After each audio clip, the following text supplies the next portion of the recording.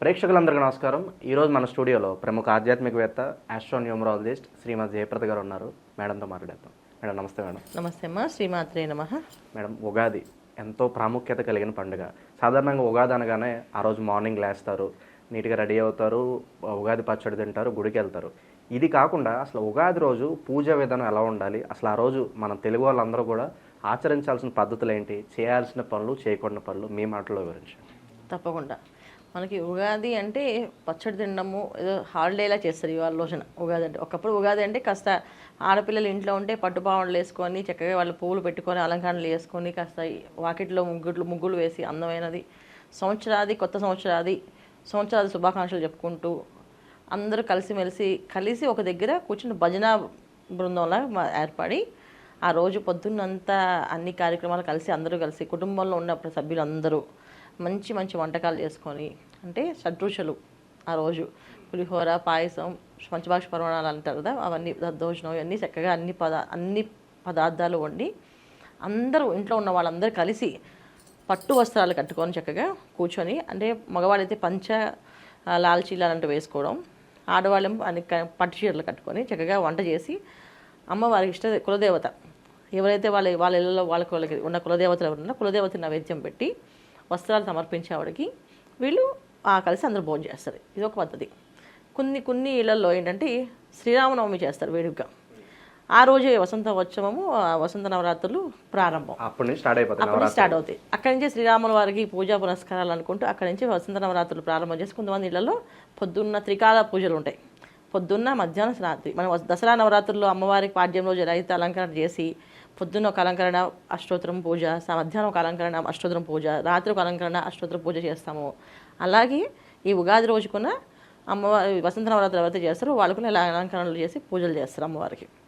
తర్వాత శ్రీరామనవమి వేడుకలు ప్రారంభం అనేది జరుగుతూ ఉంటుంది. అక్కడ చక్కగా రాముల వారి కోసం చాలామంది ధాన్యాన్ని ఒలిచి అక్షంతలుగా చేయడము, ఎంతో కొంత ముత్యాలని రోజు రామకోటి చదువుతూ ఆ ముత్యాలని లెక్క వేసి వేయడము, రామకోటితో ముత్యాలతో రామకోటి శ్రీరామ అని ముత్యాలు వేయడం, అలా వేసి ఆ స్వామి రాముల వారికి అందించడం, ఇలాంటి కొన్ని ప్రాంతాల్లో కొన్ని ఆచారాలు జరుపుకుంటారు.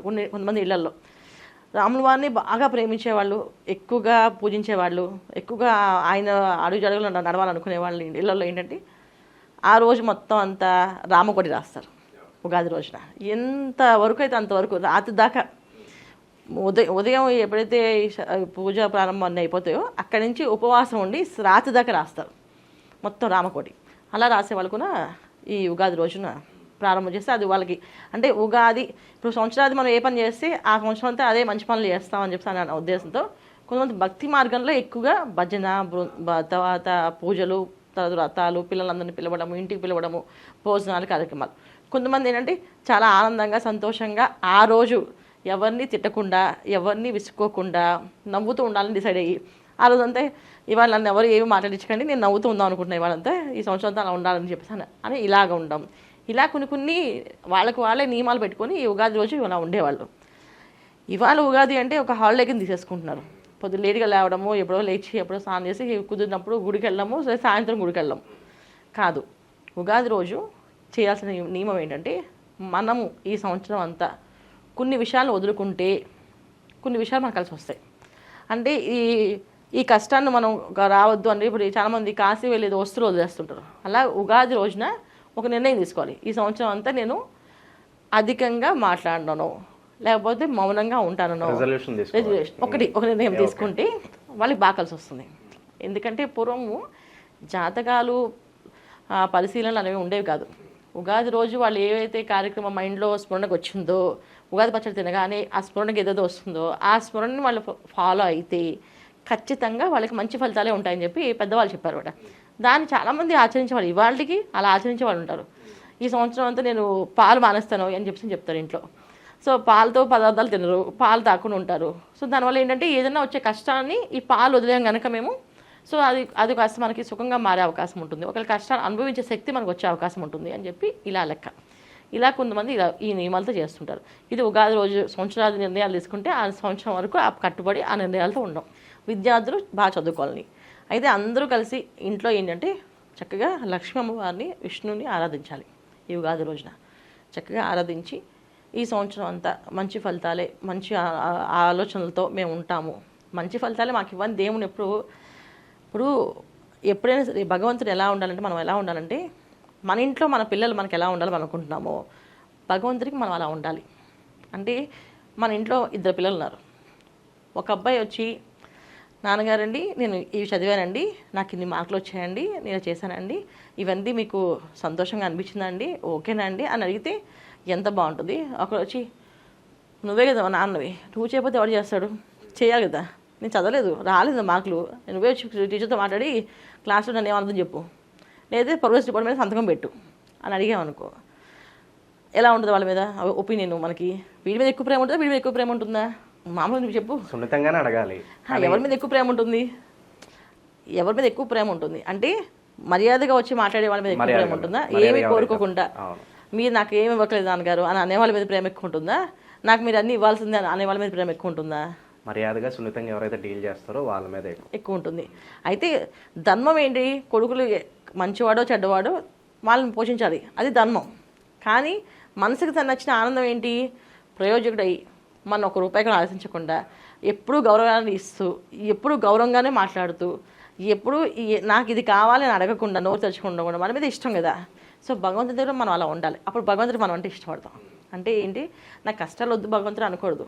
ఏదైనా కష్టం వస్తే దానికి అనుభవించే శక్తి నాకు ఇవ్వ ప్రసాదించు స్వామి, ఎలా మార్గాన్ని నాకు దారి చూపించు స్వామి అనడము. కష్టం వచ్చినప్పుడు ఆయన నిందించడం అది దోషం. కష్టం వచ్చింది అంటే పెద్ద కష్టాల నుంచి కాపాడేయడం. అన్నీ ఏదో ఈ చిన్న కష్టాన్ని నేను అనుభవించగలిగాను, నేను కనుక చేశాను, వేరే వాళ్ళు చేయగలరో లేదో, నాకు చేశాను అని అనేకంటే నాకు ఈ అవకాశం ఇచ్చినందుకు సంతోషం, ఇంకా పెద్ద కష్టం రాకుండా కాపాడు. అలాగా ఎప్పుడు మన ప్రేయర్ అనేది ఏంటంటే దేవుడి దగ్గర సున్నితంగా ఉండాలి. నువ్వు హ్యాపీగా ఉండు, నువ్వు బాగుండు అని చెప్పేసి అనే లక్షణం సినిమాలో చాలామంది కామెడీ మాట్లాడతారు కదా, నువ్వు బాగుండు, నువ్వు చల్లగా ఉండు అని చెప్పేసి. అది నిజంగానే భగవంతుడి దగ్గర ఎప్పుడు కూడా నాకు ఇది కావాలని ఏమీ అనకూడదు. ఎందుకంటే భూమి మీద వచ్చినప్పుడు కర్మ రాసి పంపించాడు ఆయన తెలియదు ఏమి ఉంటుందా, ఏమి ఉండదు. కాకపోతే ఏదైనా కష్టం వస్తే దాన్ని అనుభవించే శక్తిని మాత్రం నాకు ఇవ్వు ప్రసాదించు స్వామి అని చెప్పి దండం పెట్టుకోవాలి.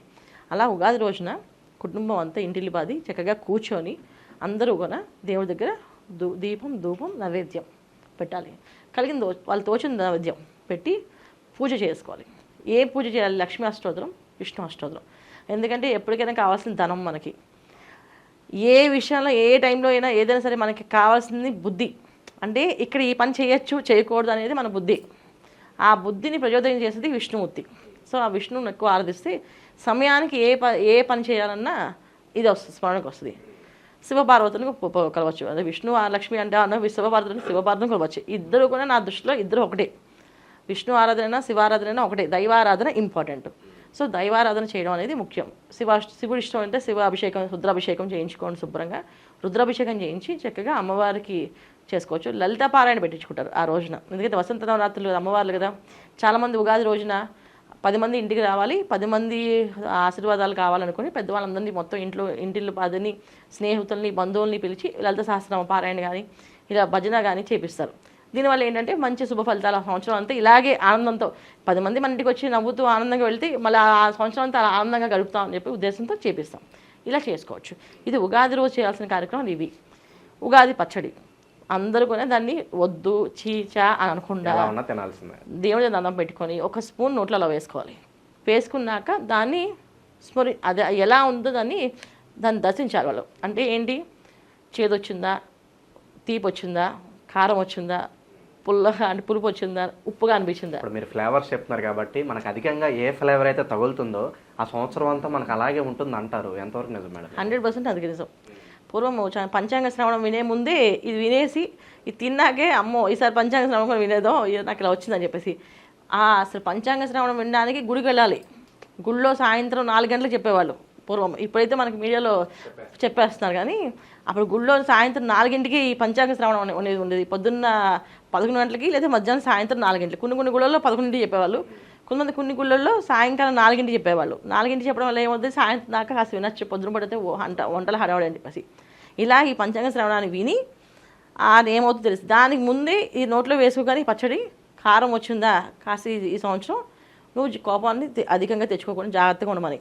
చేదు వచ్చిందా, మనం అంటే స్నేహితులు కానీ మనకి చేదు అనుభవాలు జరిగే అవకాశం ఉంది, కానీ చేసే కార్యక్రమాల్లో ఆచితూచి అడుగులు ఏమని అర్థం. ఉప్పగా అనిపించిందా, సో మనకి ఈ సంవత్సరం ఏ పనైనా చేసినప్పుడు మనకి విశ్వాసమైన వాళ్ళు కనిపిస్తారు, వాళ్ళతో మన స్నేహం చేస్తాము అని అర్థం. అంతేగాని మనకేదో ఉప్పు జరుగుతుందని, మనకేదో చెడు జరుగుతుందని కాదు. ఆ సంవత్సరం అంతా సప్పగా జరుగుతుందని కూడా కాదు. అది కాదు కాదు కాదు కారం అనేది వస్తే మాత్రం కోపం తగ్గించుకోవాలని అర్థం. ఎందుకంటే కోపానికి అధిక కోపం కానీ తీసుకుంటే ఇది ఇబ్బంది పడుతుంది. తీపి ఎక్కువ వచ్చిందా, మమకారం తగ్గించమని అర్థం. ఎందుకంటే తీపి పదార్థాలు వస్తే ఎక్కువ తీపి తెలిస్తే ఏంటంటే ఆహారానికి బానిస అవుతారని అర్థం. సో ఆహారం అధికంగా తింటే ఏమవుద్ది, ఏదైనా ఇబ్బంది పడతాం. సో అందుకే తీపి వచ్చిందంటే ఆహార విషయాల్లో ఇది ఏదైనా చురుకైన విషయాల్లో అంటే దూకుడు స్వభావం తగ్గించమని అర్థం.